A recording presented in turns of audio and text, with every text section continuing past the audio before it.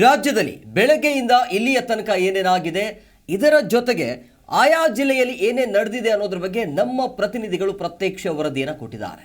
ಒಂದೊಂದಾಗಿ ನೋಡ್ತಾ ಹೋಗೋಣ. ಪ್ರಮುಖವಾಗಿ ಇವತ್ತು ತುಮಕೂರಿನಲ್ಲಿ ಡಾಕ್ಟರ್ ಜಿ ಪರಮೇಶ್ವರ್ ಮಾತನಾಡಿದ್ರು. ಬಹಳ ಮುಖ್ಯವಾಗಿ ಲೋಕಸಭಾ ಟಿಕೆಟ್ ವಿಚಾರವಾಗಿ, ಅಭ್ಯರ್ಥಿಗಳ ಆಯ್ಕೆಯ ವಿಚಾರವಾಗಿ, ಅಂದರೆ ಈಗ ಕಾಂಗ್ರೆಸ್ ಕಡೆಯಿಂದ 2ನೇ ಪಟ್ಟಿ ರಿಲೀಸ್ ಆಗಬೇಕು, ಆ ವಿಚಾರವಾಗಿ ಕೂಡ ಮಾತನಾಡಿದ್ರು. ಇನ್ನು 2 ದಿನದಲ್ಲಿ ಉಳಿದಿರುವಂಥ ಕ್ಷೇತ್ರಗಳ ಬಗ್ಗೆ ಪಟ್ಟಿ ರಿಲೀಸ್ ಆಗತ್ತೆ ಅಂತೇಳಿ. ಇದರ ಜೊತೆಗೆ ಯಡಿಯೂರಪ್ಪ ಅವ್ರ ಮೇಲೆ ಇರುವಂಥ ಒಂದು ಪೋಕ್ಸೋ ಪ್ರಕರಣದ ವಿಚಾರವಾಗಿ ಮಾತನಾಡಿದರು. ಹಾಗೆ ಇನ್ನು BJP ಅಂತ ಬಂದಾಗ ವಿ ಸೋಮಣ್ಣ ಅವರು ಕೂಡ ಅಲ್ಲಿ ತುಮಕೂರಿನಲ್ಲಿ ಏನು ಕಾರ್ಯಕರ್ತರು ಅಸಮಾಧಾನ ಗೊಂಡಿದ್ರಲ್ಲ, ಅವರನ್ನು ಸಮಾಧಾನ ಪಡಿಸುವಂಥ ಕೆಲಸಕ್ಕೆ ಮುಂದಾಗ್ತಾ ಇದ್ದಾರೆ. ಎಲ್ಲದರ ಬಗ್ಗೆ ಹೆಚ್ಚಿನ ಡೀಟೇಲ್ಸ್ ನೀಡಿದ್ದಾರೆ ನಮ್ಮ ಪ್ರತಿನಿಧಿ ಯೋಗೇಶ್. ತುಮಕೂರಿನಲ್ಲಿ ಇವತ್ತು 2 ಪ್ರಮುಖವಾದ ಘಟನೆಗಳಿದೆ. ಒಂದು, ಡಾಕ್ಟರ್ ಜಿ ಪರಮೇಶ್ವರ್ ಅವರು ಟಿಕೆಟ್ ವಿಚಾರವಾಗಿ ಮಾತಾಡಿದ್ರೆ, ಮತ್ತೆ ಸೋಮಣ್ಣ ಅವರು ತುಮಕೂರಿನಲ್ಲಿ ಇವತ್ತು ಕಾಣಿಸ್ಕೊಂಡ್ರು, ಮತಭೇಟಿಯನ್ನು ಮಾಡಿದ್ರು. ಮತ್ತೆ ಮೊದಲ ಹಂತದಲ್ಲೇ ಒಂದಷ್ಟು ಅತೃಪ್ತರನ್ನ ಸಮಾಧಾನಪಡಿಸುವ ಕೆಲಸವನ್ನ ಮಾಡಿದ್ದಾರೆ. ಈಗ ಮೊದಲನೇದಾಗಿ ನಾನು ತುಮಕೂರಿನಲ್ಲಿ ಇವತ್ತು ಪರಮೇಶ್ವರ್ ಅವರು, ಗೃಹ ಸಚಿವ ಡಾಕ್ಟರ್ ಜಿ ಪರಮೇಶ್ವರ್ ಅವರು ಸ್ಮಾರ್ಟ್ ಸಿಟಿ ಯೋಜನೆಗಳಿಗೆ ಒಂದಷ್ಟು ಕಾಮಗಾರಿಗಳಿಗೆ ಚಾಲನೆ ಕೊಟ್ಟರು. ಈ ಸಂದರ್ಭದಲ್ಲಿ ಮಾಧ್ಯಮಗಳಿಗೆ ಮಾತಾಡಿದಂಥ ಪರಮೇಶ್ವರ್ ಅವರು ಇನ್ನು 21 ಕ್ಷೇತ್ರಗಳ ಬಾಕಿ ಏನಿದೆ ಆ ಟಿಕೆಟ್ ಘೋಷಣೆ, ಅದು ಸದ್ಯದಲ್ಲೇ 2-3 ದಿನಗಳಲ್ಲಿ ಘೋಷಣೆ ಆಗುತ್ತೆ ಅನ್ನೋ ಮಾಹಿತಿಯನ್ನು ಮಾಧ್ಯಮಗಳಿಗೆ ಕೊಟ್ಟಿದ್ದಾರೆ. ಈಗಾಗಲೇ ಅದು ಅಂತಿಮ ಹಂತಕ್ಕೆ ಬಂದಿದೆ. ಈಗಾಗಲೇ ನಾವು ಈ ಬಾರಿ 24ಕ್ಕೂ ಹೆಚ್ಚು ಸೀಟ್ಗಳನ್ನು ಗೆಲ್ತೀವಿ ಅನ್ನೋ ವಿಶ್ವಾಸವನ್ನು ಈ ಸಂದರ್ಭದಲ್ಲಿ ಪರಮೇಶ್ವರ್ ಅವರು ವ್ಯಕ್ತಪಡಿಸಿದ್ದಾರೆ. ಮತ್ತು ಏನು ಯಡಿಯೂರಪ್ಪ ಪೋಸ್ಕೋ ಪ್ರಕರಣ ಇತ್ತು, ಅದು ಕೂಡ ಸಿಐಡಿಗೆ ವಹಿಸಕ್ಕಂಥ ಮಾಹಿತಿಯನ್ನು ಕೊಟ್ಟಿದ್ದಾರೆ. ಉಳಿದಂತೆ ತುಮಕೂರಿನಲ್ಲಿ ಕಳೆದ 2 ದಿನಗಳಲ್ಲಿ ನಡೆದಂಥ ರಾಯಸಂ ರವಿಕುಮಾರ್, ಅಂದರೆ ಕಾಂಗ್ರೆಸ್ MLA SR ಶ್ರೀನಿವಾಸ್ ಅವರನ್ನು ಹಲ್ಲೆ ಮಾಡಿದರೆ ವಿಚಾರಕ್ಕೆ ಸಂಬಂಧಪಟ್ಟ ಆ ವಿಚಾರ ತನ್ನ ಗಮನಕ್ಕೆ ಬಂದಿದೆ. ಅದು ಬಹುಶಃ ರಾಜಿ ಆಗಿರ್ಬೋದು ಅಂತ ಮಾತನ್ನು ಈ ಸಂದರ್ಭದಲ್ಲಿ ಹೇಳಿದರು. ಇನ್ನು ಮತ್ತೊಂದು ಪ್ರಮುಖವಾಗಿ ವಿಚಾರ ಏನಂದರೆ BJPಯಲ್ಲಿ ಸೋಮಣ್ಣ ಅವರು ಈಗಾಗಲೇ ಅಸಮಾಧಾನರನ್ನ ತೃಪ್ತಿಪಡಿಸುವಂಥ ಕೆಲಸ ಮಾಡಿಕೊಂಡು ಬರ್ತಾ ಇದ್ದಾರೆ. ಈಗಾಗಲೇ ಡಾಕ್ಟರ್ ಪರಮೇಶ್ವರ್ ಅವರು ಪ್ರಮುಖ ಟಿಕೆಟ್ ಆಕಾಂಕ್ಷಿಯಾಗಿದ್ದರು. ಅವರು ಕೂಡ ಹಿತೈಷಿಗಳ ಸಭೆಯನ್ನು ಕರೆದರು. ಹಿತೈಷಿಗಳ ಸಭೆಯಲ್ಲಿ ಸೋಮಣ್ಣ ಅವರು ಕೊನೆ ಹಂತದಲ್ಲಿ ಬಂದು ಸಭೆಗೆ ಜಾಯಿನ್ ಆದ ಸಂದರ್ಭದಲ್ಲಿ ಇರ್ತಕ್ಕಂಥ ನೇರವಾಗಿ ಮಾಧುಸ್ವಾಮಿ ಅವರ ಹೆಸರು ಹೇಳಿದೆ ಅವರು ಗರಂ ಆದರು. ಮತ್ತು ಎಲ್ಲಿ ಯಾರು ಬೇಕಾದರೂ ನಿಂತ್ಕೊಬೋದು, ಆದರೆ ನಾವು ನೋಡ್ತಿರೋದು ದೇಶದ ಅಭಿವೃದ್ಧಿಗೆ, ದೇಶದ ಒಳಿತಿಗಾಗಿ ನಾವು ಬಂದಿದ್ದೀವಿ. ಹೀಗಾಗಿ ವರಿಷ್ಠರು ತೀರ್ಮಾನ ಮಾಡಿದ್ರು. ಹಾಗಾಗಿ ನಾನು ತುಮಕೂರಿನಲ್ಲಿ ಟಿಕೆಟ್ ಪಡೆದು ಸ್ಪರ್ಧೆ ಮಾಡ್ತಾ ಇದ್ದೀನಿ, ನಿಮ್ಮೆಲ್ಲರ ಸಹಕಾರ ಬೇಕು ಅಂತ ಕೇಳಿದ್ರು. ಒಟ್ಟಿನಲ್ಲಿ ಇವತ್ತು ಪರಮೇಶ್ವರ್ ಕೂಡ ಅಸಮಾಧಾನ ಇದ್ರೂ ಕೂಡ ದೇಶದ ಹಿತಕ್ಕಾಗಿ ನಾನು ಕಾಂಪ್ರಮೈಸ್ ಆಗಿ ಸೋಮಣ್ಣವ್ರ ಜೊತೆ ಕೈ ಜೋಡಿಸಿ ಅವರಿಗೆ ನನ್ನ ಬೆಂಬಲ ಅಂತ ಮಾತನ್ನು ಹೇಳಿದ್ದಾರೆ. ಒಟ್ಟಿನಲ್ಲಿ ಇವತ್ತು ತುಮಕೂರಿನಲ್ಲಿ ರಾಜಕೀಯವಾಗಿ ಸೋಮಣ್ಣ ಹಂತವಾಗಿ ತಮ್ಮ ಅಸಮಾಧಾನಿತರನ್ನು ಸಮಾಧಾನಪಡಿಸುವ ಕೆಲಸ ನಿರಂತರವಾಗಿ ಮುಂದುವರಿಸಿದ್ರು. ಇವತ್ತು ತುಮಕೂರಿನಲ್ಲೂ ಕೂಡ ಕೆಲವೊಂದು ಮಠಗಳಿಗೆ ಭೇಟಿ ಕೊಟ್ಟಿದ್ರು. ಗುರುಗುಂಡ ಪರಮೇಶ್ವರ ಪಟ್ನಾಕಿಲ ಮಠಕ್ಕೆ ಕೂಡ ಭೇಟಿ ಕೊಟ್ಟು ಶ್ರೀಗಳ ಆಶೀರ್ವಾದ ಕೂಡ ಪಡೆದಿದ್ದಾರೆ.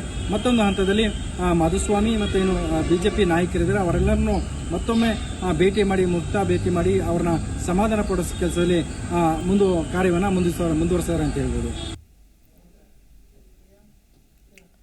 ನೀವು ಬಹಳ ಮುಖ್ಯವಾಗಿ BJPಯನ್ನು ಈ ಬಾರಿ ಕಟ್ಟಿ ಹಾಕೋದಕ್ಕೆ, ಅಂದರೆ ಚಿಕ್ಕೋಡಿ ಕ್ಷೇತ್ರದಲ್ಲಿ ಕಟ್ಟಿ ಹಾಕೋದಕ್ಕೆ ಕಾಂಗ್ರೆಸ್ ಕಡೆಯಿಂದ ಒಂದು ಒಳ್ಳೆಯ ಪ್ಲಾನನ್ನು ಮಾಡಿಕೊಂಡಿದ್ದಾರೆ. ಅಲ್ಲಿ ಸತೀಶ್ ಜಾರಕಿಹೊಳಿಯವರ ಪುತ್ರಿಗೆ ಅಲ್ಲಿ ಅವಕಾಶ ಕೊಡಬೇಕು ಅನ್ನುವಂಥ ಚರ್ಚೆಗಳು ನಡೀತಾ ಇದೆ ಅನ್ನುವಂಥ ಮಾಹಿತಿ ಸಿಗ್ತಾ ಇದೆ. ಇದರ ಬಗ್ಗೆ ಹೆಚ್ಚಿನ ಡೀಟೇಲ್ಸ್ ನೀಡಿದ್ದಾರೆ ನಮ್ಮ ಪ್ರತಿನಿಧಿ ಶಿವರಾಜ್ ನೇಸರ್ಗಿ.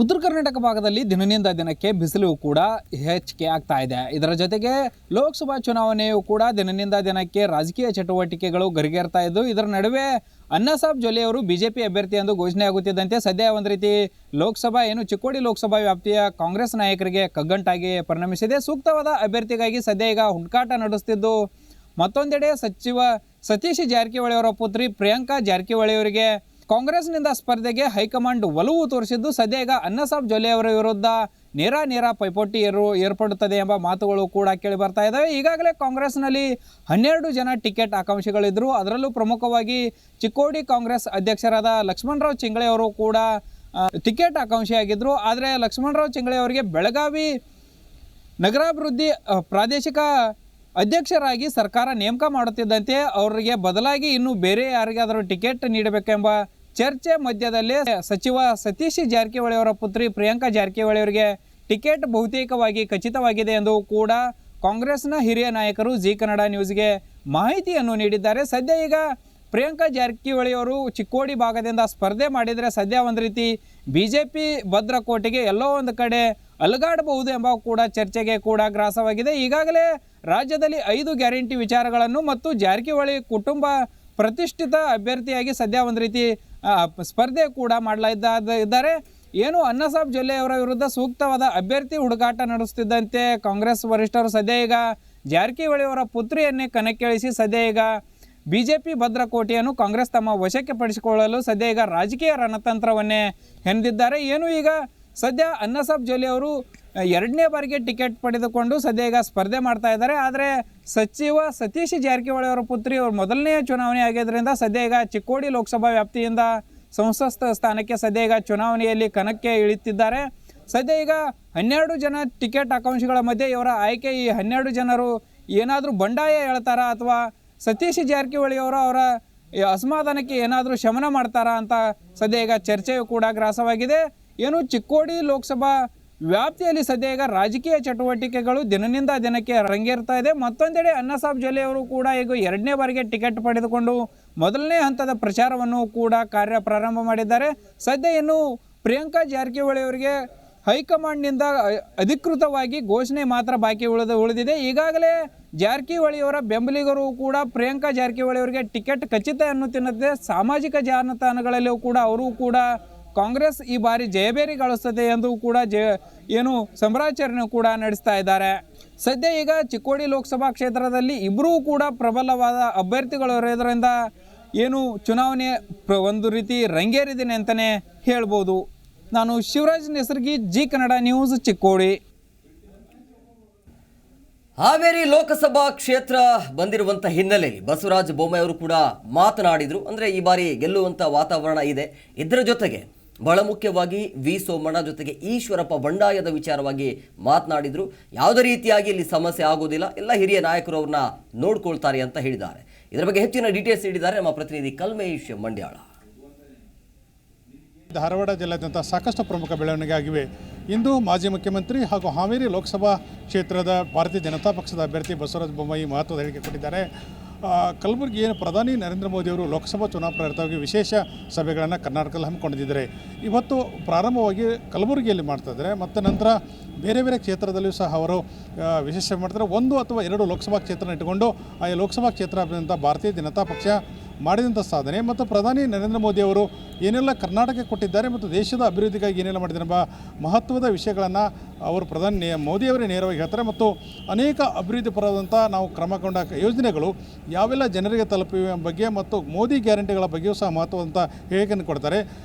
ಬೇರೆ ಬೇರೆ ಲೋಕಸಭಾ ಕ್ಷೇತ್ರಗಳಲ್ಲಿಯೂ ಸಹ ಆಯಾ ಲೋಕಸಭಾ ಕ್ಷೇತ್ರದ ಅನುಸಾರವಾಗಿ ಅಭಿವೃದ್ಧಿ ಕಾರ್ಯಕ್ರಮಗಳನ್ನು ಮತ್ತು ಆ ಕಾರ್ಯಕ್ರಮಗಳಿಗೆ ನಾವು ಪ್ರಚಾರ ಕಾರ್ಯಕ್ರಮ ಮಾಡೋದಕ್ಕಿಂತ ಅದಕ್ಕೆ ವಿಶೇಷ ಸಭೆ ಅಂತ ಕರಿತೀವಿ ಅನ್ನೋ ರೀತಿ ಹೇಳಿಕೊಟ್ಟಿದ್ದಾರೆ.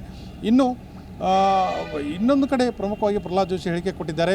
KS ಈಶ್ವರಪ್ಪನವರು ಏನು ಬಂಡಾಯವಾಗಿ ಶಿವಮೊಗ್ಗ ಲೋಕಸಭಾ ಕ್ಷೇತ್ರಕ್ಕೆ ನಿಲ್ತಂತ ಹೇಳಿದರೆ ಆ ಒಂದು ಶಮನ ಬೇಗ ಆಗ್ತದೆ. ಯಾಕಂದರೆ KS ಈಶ್ವರಪ್ಪನವರು ಹಿರಿಯ ಮುತ್ಸದ್ದಿ ರಾಜಕಾರಣಿ, ಅವರಿಗೆ ನಾವು ಮನವರಿಕೆ ಮಾಡಿಕೊಡ್ತೀವಿ, ಬಂಡಾಯ ಅಭ್ಯರ್ಥಿಯಾಗಿ ನಿಲ್ಲಬಾರದು ಅನ್ನೋ ರೀತಿ ಕೇಳಿಕೊಂಡಿದ್ದೇವೆ.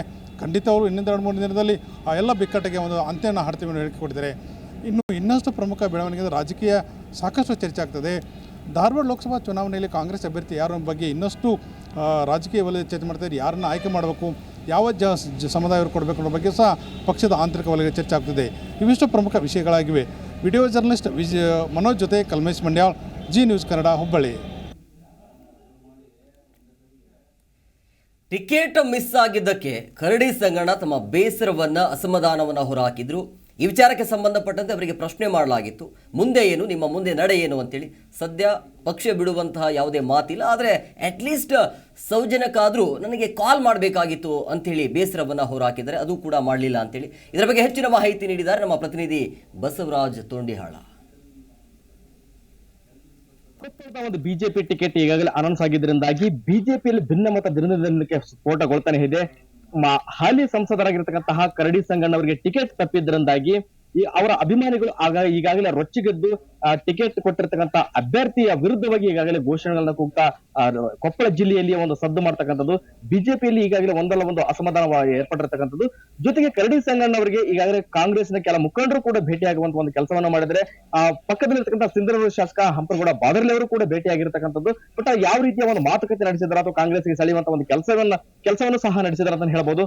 ಜೊತೆಗೆ ಇಲ್ಲಿ ಗಂಗಾವತಿಯಲ್ಲಿರ್ತಕ್ಕಂಥ ಮಾಜಿ MLC ಕಾಂಗ್ರೆಸ್ನ ಹಿರಿಯ ಮುಖಂಡರಾಗಿರ್ತಕ್ಕಂಥ HR ಶ್ರೀನಾಥ್ ಅವರು ಕೂಡ ಈಗಾಗಲೇ ಬಹಿರಂಗವಾಗಿ ಆಹ್ವಾನವನ್ನು ಮಾಡಿರ್ತಕ್ಕಂಥದ್ದು. ಅವ್ರು ಏನಾದ್ರೂ ಕಾಂಗ್ರೆಸ್ಗೆ ಬಂತಪ್ಪ ಅಂದ್ರೆ ಒಂದು ಆನೆ ಬಲ ಬಂದಂತಾಗುತ್ತೆ. ಸುಮಾರು 40 ವರ್ಷಗಳ ಕಾಲ ಅವರು ರಾಜಕೀಯ ಮಾಡಿ ಅನುಭವ ಇರತಕ್ಕಂಥವ್ರು, ಜೊತೆಗೆ ಲಿಂಗಾಯತ ಪ್ರಭಾವವನ್ನು ಹೊಂದಿರತಕ್ಕಂಥವ್ರು. ಹೀಗಾಗಿ ಕೊಪ್ಪಳ ಜಿಲ್ಲೆಯಲ್ಲಿ ಕಾಂಗ್ರೆಸ್ಗೆ ಬಂದು ಕಾಂಗ್ರೆಸ್ನಿಂದ ಏನಾದ್ರೂ ಟಿಕೆಟ್ ಸಿಕ್ಕರಪ್ಪ ಖಂಡಿತವಾಗಿಯೂ ಕೂಡ ಕರಡಿ ಸಂಗಣ್ಣವರು ವಿನ್ ಆಗಿ ಆಗ್ತಾರೆ. ಈಗಾಗಲೇ ಒಂದು ಬಿಜೆಪಿಯಲ್ಲಿ ಯಾವುದೇ ಕಾರಣಕ್ಕೂ ತತ್ವ ಸಿದ್ಧಾಂತಗಳು ಇಲ್ಲ, ಕಾಂಗ್ರೆಸ್ ನಲ್ಲಿ ಒಂದು ಸಿದ್ಧಾಂತಗಳಿದೆ ಬನ್ನಿ ಅಂತ ಹೇಳಿ ಸುಮಾರು 3 ವರ್ಷದ ಹಿಂದೆ ನಾನು ನಿಮ್ಗೆ ಆಹ್ವಾನವನ್ನ ಮಾಡಿದ್ದೆ. ಬಟ್ ಯಾವುದೇ ಕಾರಣಕ್ಕೂ ನೀವು ಒಂದು ಮನಸ್ಸನ್ನ ಮಾಡಿದ್ದಲ್ಲ. ಈಗ ಒಂದ್ ವೇಳೆ ನೀವು ಕಾಂಗ್ರೆಸ್ಗೆ ಬಂತಪ್ಪ ಅಂದ್ರೆ ಖಂಡಿತವಾಗ್ಲೂ ನಿಮಗೆ ಒಂದು ಒಳ್ಳೇದಾಗುತ್ತೆ ಅನ್ನುವಂತ ಒಂದು ಮಾತನ್ನು ಸಹ ಈಗಾಗಲೇ MLC HR ಶ್ರೀನಾಥ್ ಅವರು ಹೇಳಿರ್ತಕ್ಕಂಥದ್ದು. ಒಟ್ಟಾರೆಯಾಗಿ ಈಗಾಗಲೇ ಒಂದು ಇಂದು ಕೂಡ ಒಂದು ಸಂಸದ ಕರಡಿ ಸಂಗಣ್ಣವರು ತಮ್ಮ ನೋವನ್ನ ತೋಡ್ಕೊಂಡಿರ್ತಕ್ಕಂಥದ್ದು, ಕೆಲವೊಂದಿಷ್ಟು ರಾಜಕೀಯವಾಗಿ ಮಾತನಾಡಿರ್ತಕ್ಕಂಥದ್ದು. ನನಗೆ ಯಾಕೆ ಒಂದು ಟಿಕೆಟ್ ಅನ್ನ ತಪ್ಪಿಸಿದ್ರಿ, ಯಾರು ಇದನ್ನ ಟಿಕೆಟ್ ಅನ್ನ ತಪ್ಪಿಸಿದ್ರು ಬಟ್ ಅಂತೇಳಿ ಪ್ರಶ್ನೆಯನ್ನ ಮಾಡುವಂತ ಒಂದು ಕೆಲಸವನ್ನ ಮಾಡ್ತಾರೆ. ಬಟ್ ಹೈಕಮಾಂಡ್ ವಿರುದ್ಧ ಮುನುಸನ್ನು ಸಹ ತನ್ನ ಅಸಮಾಧಾನವನ್ನು ಸಹ ಹೊರಹಾಕುವಂತ ಒಂದು ಕೆಲಸವನ್ನ ಸಹ ಕರಡಿ ಸಂಗಣ್ಣ ಮಾಡಿರ್ತಕ್ಕಂಥದ್ದು. ಹೀಗಾಗಿ ಯಾವುದೇ ಕಾರಣಕ್ಕೂ ಒಂದ್ ವೇಳೆ ಕರಡಿ ಸಂಗಣ್ಣ ಅವರಿಗೆ ಇದುವರೆಗೂ ಕೂಡ ಯಾವೊಬ್ಬ ನಾಯಕರು ಕೂಡ ಸಮಾಧಾನವನ್ನು ಪಡಿಸುವುದಕ್ಕಾಗಲಿ ಒಂದು ಸೌಜನ್ಯಕ್ಕೋಸ್ಕರ ಆಗಲಿ ಯಾವುದೇ ಒಂದು ಕಾಲು ಕೂಡ ಮಾಡಿಲ್ಲ ಅಂತ ಹೇಳಿ ಅಸಮಾಧಾನವನ್ನು ಹೊರಹಾಕ್ತಕ್ಕಂಥದ್ದು. ಹೀಗಾಗಿ ಕಾಂಗ್ರೆಸ್ನ ಕೆಲವೊಂದಿಷ್ಟು ಮುಖಂಡರುಗಳು ಈಗಾಗಲೇ ಕಾಂಗ್ರೆಸ್ನ ಕೆಲವರು ಭೇಟಿಯಾಗುವಂತ ಒಂದು ಕೆಲಸವನ್ನ ಮಾಡಿದ್ರೆ, ಜೊತೆಗೆ ಕಾಲ್ ಮಾಡುವಂತ ಒಂದು ಕೆಲಸವನ್ನ ಮಾಡಿದ್ರೆ, ಅವ್ರ ಪಕ್ಷಕ್ಕೆ ಕರೆಯುವಂತ ಒಂದು ಕೆಲಸವನ್ನ ಮಾಡಿದ್ರೆ. ಬಟ್ ಟಿಕೆಟ್ ಕೊಡ್ತಕ್ಕಂತ ಒಂದು ವಿಚಾರವನ್ನ ಇಟ್ಟಿಲ್ಲ. ಬಟ್ ನೋಡೋಣ, ಒಂದ್ ವೇಳೆ ಟಿಕೆಟ್ ಕೊಟ್ರಪ್ಪ ಅಂದ್ರೆ ಅದ್ರ ಬಗ್ಗೆ ಚರ್ಚೆಯನ್ನ ಮಾಡ್ತೀನಿ. ಬಟ್ ಯಾವುದೇ ಕಾರಣಕ್ಕೂ ನಾನು ಬಿಜೆಪಿಯನ್ನ ಬಿಟ್ಟು ಹೋಗೋದಿಲ್ಲ ಅಂತ ಹೇಳಿ ಸದ್ಯಕ್ಕೆ ಹೇಳ್ತಕ್ಕಂಥದ್ದು. ಬಟ್ ಮುಂದಿನ ಬೆಳವಣಿಗೆಯಲ್ಲಿ ಯಾವ ರೀತಿಯ ಒಂದು ನಿರ್ಧಾರವನ್ನ ಕೈಗೊಳ್ತಾರೆ ಅಂತಂದು ಕಾದ್ ನೋಡ್ಬೇಕಾಗಿದೆ. ಕೊಪ್ಪಳದಿಂದ ಬಸವರಾಜ್ ತೊಂಡಿಯಾಳ್, ಜಿ ಕನ್ನಡ ನ್ಯೂಸ್. ವಿದೇಶಿ ಯುವತಿಯೊಬ್ಬಳು ಸಾವು ಕೇಸ್ಗೆ ಸಂಬಂಧಪಟ್ಟಂತೆ ಈಗ ಕೊಲೆ ಮಾಡಿರುವಂಥ ಆರೋಪಿಗಳನ್ನು ಈಗ ಬಂಧಿಸಲಾಗಿದೆ. ಸೊ ಈ ಕೊಲೆಗೆ ಕಾರಣ ಏನು ಅನ್ನೋದ್ರ ಬಗ್ಗೆ ಆ ಆರೋಪಿಗಳು ಬಾಯ್ಬಿಟ್ಟಿದ್ದಾರೆ. ಇದರ ಬಗ್ಗೆ ಹೆಚ್ಚಿನ ಮಾಹಿತಿಯನ್ನು ನೀಡಿದ್ದಾರೆ ನಮ್ಮ ಪ್ರತಿನಿಧಿ ವಿಶ್ವನಾಥ್ ಹರಿಹರ. ಮೊನ್ನೆ ತಾನೆ ಅಂತಂದ್ರೆ ಇದೇ ತಿಂಗಳ 13ನೇ ತಾರೀಕು ಉಜ್ಬೇಕಿಸ್ತಾನದ ಯುವತಿಯೊಬ್ಬಳನ್ನ ಹತ್ಯೆ ಮಾಡಿ ಎಸ್ಕೇಪ್ ಆಗಿದ್ದಂತಹ ಆರೋಪಿಗಳನ್ನ ಶೇಷಾದ್ರಿಪುರಂ ಪೊಲೀಸರು ಈಗ ಬಂಧಿಸಿ ವಿಚಾರಣೆಯನ್ನ ನಡೆಸ್ತಾ ಇರುವಂಥದ್ದು. ಝರೀನ್ ಎಂಬಾಕೆ ಈ ಟೂರಿಸ್ಟ್ ವೀಸಾದಡಿಯಲ್ಲಿ ಭಾರತಕ್ಕೆ ಬಂದು ಇಲ್ಲಿರುವಂತಹ ನಗರಗಳನ್ನು ಸುತ್ತಬೇಕು ಅನ್ನೋ ಒಂದು ಪ್ಲಾನನ್ನು ಕೂಡ ಮಾಡಿಕೊಂಡು ಬಂದಿರ್ತಾಳೆ. ಹೀಗಾಗಿ ಈ ಒಂದು ಬೆಂಗಳೂರಿನ ಶೇಷಾದ್ರಿಪುರಂ ಪೊಲೀಸ್ ಠಾಣಾ ವ್ಯಾಪ್ತಿಯಲ್ಲಿ ಇರುವಂತಹ ಒಂದು ಖಾಸಗಿ ಹೋಟೆಲ್ನಲ್ಲಿ ಈಕೆ ಸ್ಟೇ ಆಗಿರ್ತಾಳೆ. ಇನ್ನು ಈಕೆಯನ್ನು ಹತ್ಯೆ ಮಾಡಿದಂತಹ ಇಬ್ಬರು ಆರೋಪಿಗಳೇನಿದ್ದಾರೆ, ಅಮೃತ್ ಮತ್ತು ರಾಬರ್ಟ್ ಎಂಬುವರು, ಇವರು ಮೂಲತಃ ಅಸ್ಸಾಂ ಮೂಲದವರಾಗಿರ್ತಾರೆ. 6 ತಿಂಗಳ ಹಿಂದೆ ಅಮೃತ್ ಇಲ್ಲಿ ಕೆಲಸಕ್ಕೆ ಜಾಯ್ನ್ ಆಗಿದ್ದರೆ, ಈ ರಾಬರ್ಟ್ ಏನಿದ್ದಾನೆ ಕೇವಲ 10 ದಿನದ ಹಿಂದೆ ಈ ಒಂದು ಹೋಟೆಲ್ನಲ್ಲಿ ಕೆಲಸಕ್ಕೆ ಜಾಯ್ನ್ ಆಗಿರ್ತಾನೆ. ಈತ ಕೆಲಸ ಮಾಡೋದಕ್ಕಿಂತ ಹೆಚ್ಚಾಗಿ ಹೋಟೆಲ್ಗೆ ಬರುವಂತಹ ವ್ಯಕ್ತಿಗಳೇನಿರ್ತಾರೆ, ಗ್ರಾಹಕರು, ಅವರನ್ನೇ ಅಬ್ಸರ್ವ್ ಮಾಡುವಂತಹ ಕೆಲಸವನ್ನು ಕೂಡ ಮಾಡ್ತಾ ಇರ್ತಾರೆ. ಆಗ ಇವರ ಕಣ್ಣಿಗೆ ಬಿದ್ದದ್ದೇ ಈ ಝರೀನ್. ಉಜ್ಬೇಕಿಸ್ತಾನದಿಂದ ಮಹಿಳೆ ಬಂದಿರ್ತಾಳೆ, ಕೈಯಲ್ಲಿ ಐಫೋನನ್ನು ಇಟ್ಕೊಂಡಿರ್ತಾಳೆ, ನೋಡೋದಕ್ಕೂ ತುಂಬ ಸುಂದರವಾಗಿರ್ತಾಳೆ. ಹೀಗಾಗಿ ಪ್ಲಾನನ್ನು ರೂಪಿಸ್ಕೊಂಡಂತಹ ಇವರು ಒಂದು ಆಕೆ ಉಳಿದುಕೊಂಡಂತಹ ಹೋಟೆಲ್ನ ಒಂದು ರೂಮ್ ಏನಿದೆ, ಆ ರೂಮ್ನಲ್ಲಿ ಟ್ಯಾಪ್ ಸರಿಯಾಗಿರೋಲ್ಲ, ನೀರು ಸರಿಯಾಗಿ ಬರೋದಿಲ್ಲ ಅನ್ನೋ ಒಂದು ಕಾರಣವನ್ನು ಇಟ್ಕೊಂಡು ನೇರವಾಗಿ ಆ ಒಂದು ಕೋಣೆಗೆ ಎಂಟ್ರಿ ಕೊಡ್ತಾರೆ. ಆಕೆಯನ್ನು ಮಾತಾಡಿಸುವಂತಹ ಪ್ರಯತ್ನವನ್ನು ಮಾಡ್ತಾರೆ.